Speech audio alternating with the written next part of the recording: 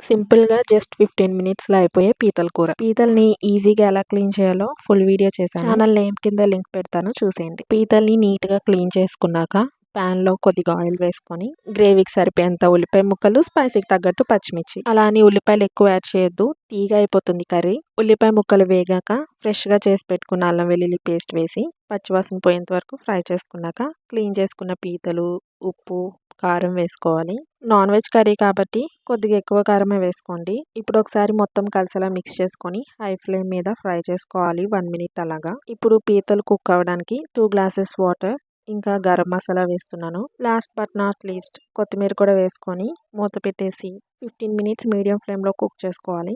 15 minutes తర్వాత మూత తీసి చూసి గ్రేవీ కన్సిస్టెన్సీ పల్చగా అనిపిస్తే గ్రేవీ వాటరీగా కాకుండా కొద్దిగా చిక్కగా అయ్యేంత వరకు కుక్ చేసుకున్నాక సర్వ్ చేసుకోవడమే. అదిరిపోతుంది. వీడియో నచ్చితే like, share and subscribe. Bye.